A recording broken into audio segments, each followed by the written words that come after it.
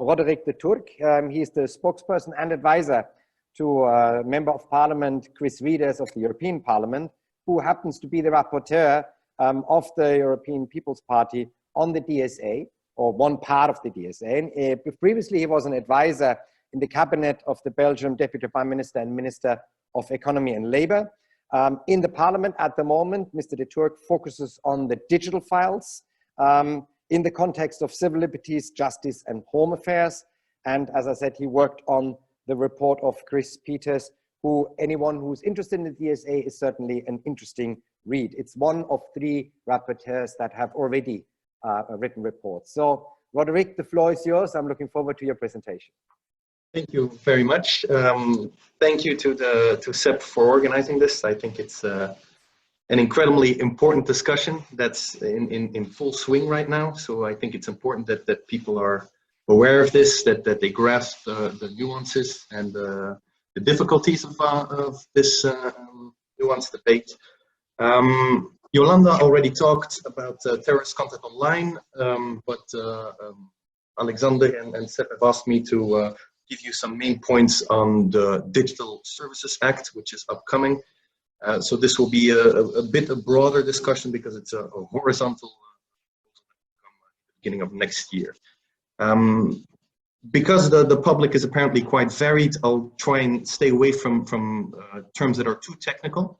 So I'll go down to the essence. Firstly, what is the DSA? So Digital Services Act, it's a proposal that the Commission committed to launching next year, in the beginning of first quarter of 2021, on digital services. Basically, it's the rules for the internet. Yeah. So what obligations are there for digital service providers? In what cases are they liable? In what cases are they not liable? So that's kind of the basic premise.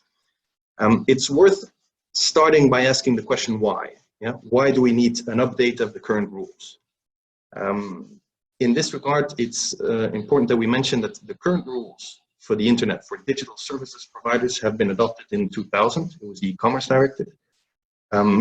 So that's already 20 years ago. So we're talking about a time when digital services were vastly different. And since in those 20 years, the amount of user-generated content has exploded. It has increased exponentially. The amount of illegal content has also increased dramatically. We're not completely sure to what extent. So there's a lot of investigative journalism. There are a lot of civil societies like Counter-Extremism Project who are doing research, but there's no clear view on this because it's not been quite transparent. So we are now in a situation where online there's a sense of impunity. I think it's fair to say that we haven't achieved yet a completely fair digital ecosystem, yeah, where fundamental rights are completely respected. And there's a number of ways where this is illustrated. First off, the European Union has taken a lot of initiatives over the last 5 years, but even 10 years. Specific initiatives like, for example, the terrorist content online, which Yolanda talked about. There are directives on combating child pornography. There's copyright directives. There's a directive of audiovisual media services. So a lot of specific initiatives trying to address specific types of illegal content. We have now reached the conclusion that, okay, there is a need not simply for specific sector-specific initiatives, but for a broader review of the ground rules for the internet. So that's the background for this update of the e-commerce directive.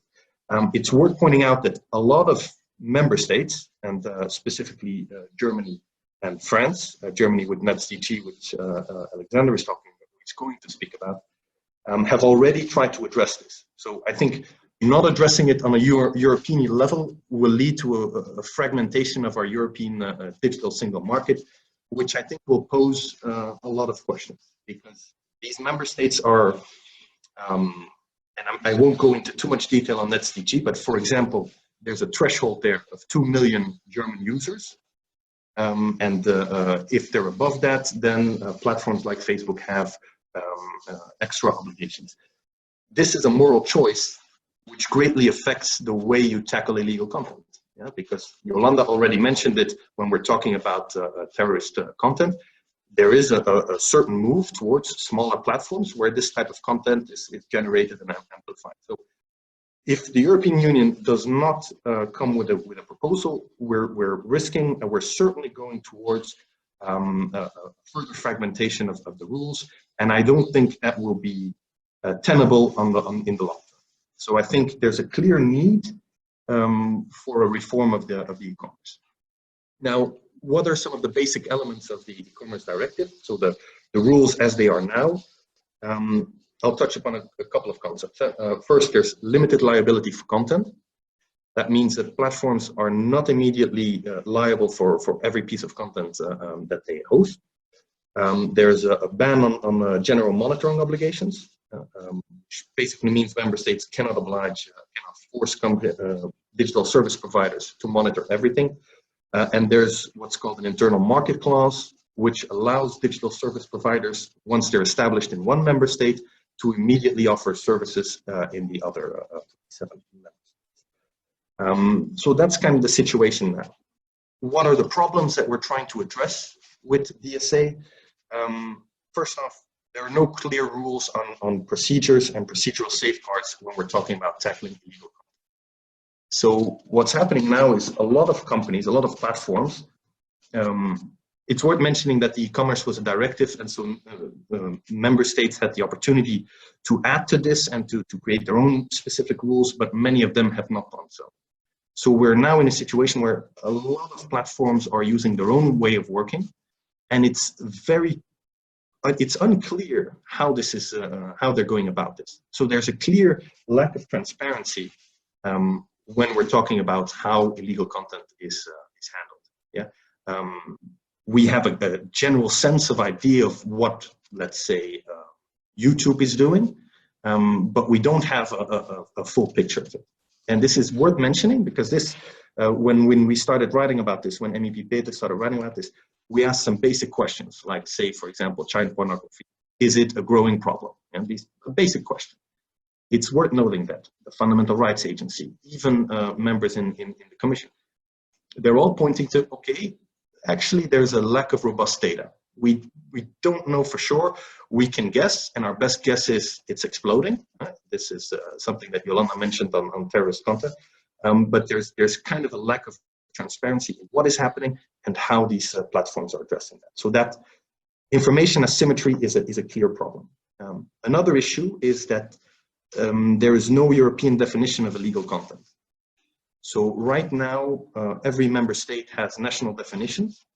In some cases, we are working towards European definitions, like in terrorist content. So we're working, this is still a point of contention in the negotiations, but I think we'll get there. So I think we'll end up with a clear definition of, okay, this is terrorist content. But there are a lot of forms of illegal content, like hate speech, like defamation, that are extremely fundamentally different across member states. So some member states have a lot of articles on defamation, some have none. In some member states, like Belgium, where you have anti-Semitism laws, racism laws, there is an essential intentionality is essential to it. In other member states, that's not the case. So these are very fundamental differences in how we view different types of illegal content. So that's an issue. If we're moving and continuing to enforce the European digital single market, it's necessary to reflect on the idea, okay, we don't have definitions on what is unacceptable on a European level. So that poses some challenges. There are also many forms of illegal content that require a high degree of contextualization. Yeah. In some cases, that's not necessary. Yeah. There's a lot of forms of, let's say, for example, terrorist content, where you can use automated tools to kind of scan and to identify this. When you're talking about issues like hate speech and other, this becomes more difficult, especially when the specific definition requires intentionality. There aren't that many automated tools right now that can adequately or that are sophisticated enough to incorporate this element of intentionality. Added to this, and this is another dimension, is the content which is clearly detrimental to our society, but is legal. So we're talking about legal but harmful content. I think this has been demonstrated in the recent COVID-19 crisis that is still ongoing. Given that it is legal to lie, there is nothing stopping people from, claiming whatever they want on COVID-19 causes or remedies or whatever. But if this is dissipated on a massive scale, that will cause clear problems, clear difficulties for our society. So right now, even the Commission has asked big platforms like Facebook, the GAFA platforms, to help them address this disinformation, this fake news. But we don't have a legal framework to address this. So that's at least not a framework that is sufficient enough. So that's another aspect of the dimension that should be taken into account when talking about the Digital Services Act. So what is happening concretely? So this proposal will be launched beginning of next year, first quarter. So we don't have a text from the Commission yet. Now the European Parliament has decided to write 3 reports on digital services, anticipating this proposal from the Commission. These reports are going through 3 different parliamentary committees. One is IMCO, which is Internal Market and Consumer Protection. The other is URI, the legal side of it. And the third one is LIBE, Civil Liberties, Justice and Home Affairs. These 3 reports all have a different scope. IMCO, as you could guess, will focus on the competition aspect, on the internal market aspect.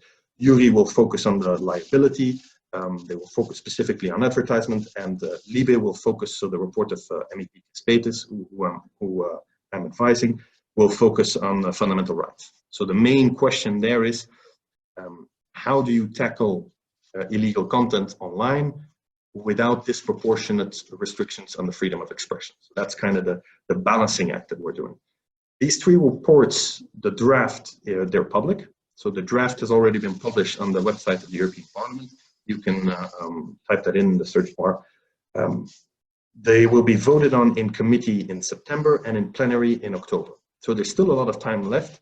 It's worth noting that given that the debate is already starting, that if you have some remarks, and I'm addressing every participant, every viewer, if you have some remarks on these reports, it's worth addressing them right now, because the discussion is ongoing, and eventually we will vote on this. So we will have a first indication of, okay, where do we find certain majorities within the European Parliament? So if you're interested in this, please go full steam ahead. I've already been talking for quite some time, but so I'll try and finish up. A couple of essential questions in these reports that are addressed and that certain positions are taken. So the first question is I've already mentioned this, thresholds. So do we want every single digital service provider to have the same obligations? Yeah? Knowing that if the obligations are too burdensome, then you will essentially reinforce the dominant platforms, because they have the markets, they have the capital to say, okay, we will put a dedicated team on all these rules, etc., etc.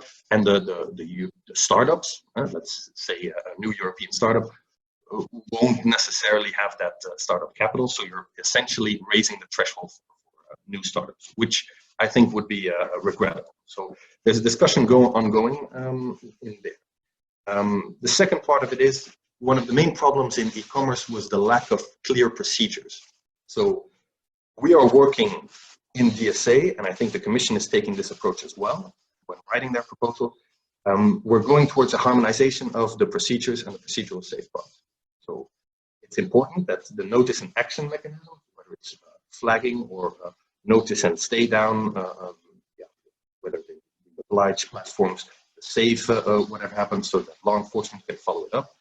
It's important that these procedures are clear, that they are harmonized, that they're the same across the entire European Union.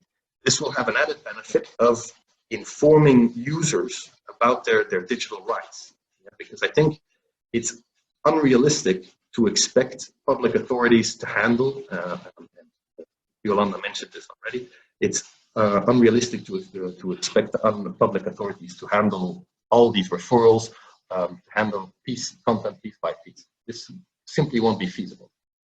When we're talking about Belgium, the referral unit of the police is about 15 people strong. Yeah, in no way can they handle all these notices. So it's worth addressing that.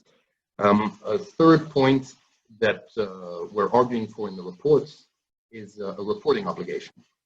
Yeah, so right now we have no clear view on what type of illegal content is being taken down for what reason. So we have both a reporting obligation for private companies in the digital sector and for law enforcement. So that's another aspect. A fourth point is the control of the algorithms behind platforms. So a lot of content is being amplified. You have features like autocomplete, trending features on Twitter, all these kinds of stuff. We have no real insight into how this is working. And this has potentially devastating effects. If for example, you're on YouTube and you're watching a video, you will automatically see a suggested next video. And if you continue on that way and you have some skew, if the algorithm is skewed towards polarizing and illegal content, then you could not just have illegal content, but you could unknowingly or unwittingly aid in the distribution of that. So there needs to be some kind of control on what these algorithms are proposing. So I think in that, and there's not been a vote yet, so I can't speak for the whole European Parliament, but MEP Kris Peeters is a big proponent of a union body regulator. So whether it be a separate agency or not, that's to be determined, but an agency that will have the power to demand information from private companies on their algorithms and the way they manipulate content. Yeah.